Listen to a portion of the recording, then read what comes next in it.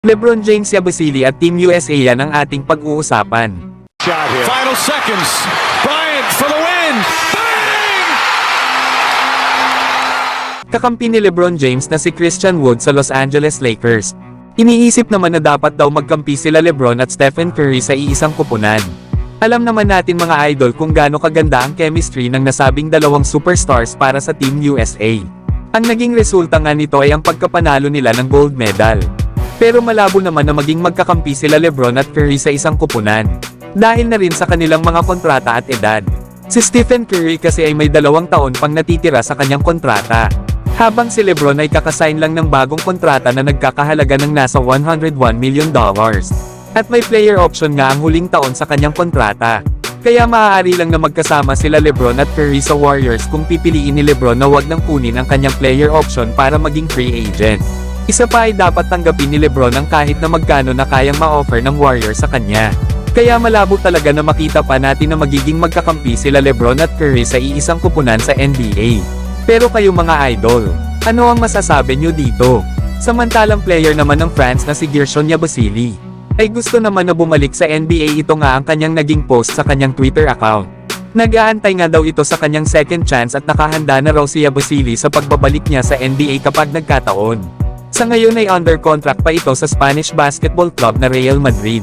Pero meron itong NBA buyout na nagkakahalaga ng nasa $2.5 million kapag meron team sa NBA ang kukuha sa kanya. Dati na nga rin itong naglaro sa NBA matapos itong kunin ng Boston Celtics noong 2016 bilang 16 overall pick. Pero 2 season nga lang itong naglaro sa NBA. Na dito ay hindi naman siya nagagamit ng Boston Celtics at kalimitan ay garbage time na ito ipinapasok. Na kung saan ay may average lang ito na 2 points at 1 rebound per game. Kaya naman ay sa Europe na lang ito naglaro.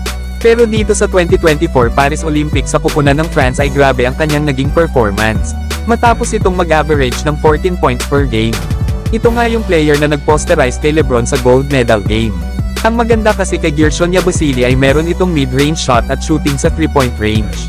Mahusay nga rin ito sa mga low post moves at isang defender. Kaya maganda talaga na mapunta ito sa NBA dahil maganda ang kanyang energy pagdating sa loob ng court. Na sinong kupunan kaya mga idol sa NBA ang kukuha kay Gershon Yabusele? Samantalang Steve Kerr inaasahan naman na magre-retiro na sa pagiging head coach ng Team USA. Kaya naman inaasahan na itong si Erik Spoelstra ang papalitan bilang panibagong head coach ng Team USA para sa 2028 Olympics. Bali magiging pang-apat na nga si Erik Spoelstra sa mga naging head coach ng Team USA simula 2008. Na kung saan ay 5 sunod na silang nananalo ng gold medal sa men's basketball team sa Olympics. Gaganapin pa naman ang susunod na 2028 Olympics sa Los Angeles. Kaya naman ay malaki ang tiwala ng Team USA sa kakayahan ni Erik Spoelstra. Tapa ay malawak na rin ang experience ni Erik Spoelstra sa pagiging head coach. Na kung saan ay meron na itong 2 NBA championships na dito ay siya ang naging head coach. Kaya panigurado na nasa mabuting kamay pa rin ang Team USA kahit hindi na si Steve Kerr ang magiging head coach sa 2028 Olympics.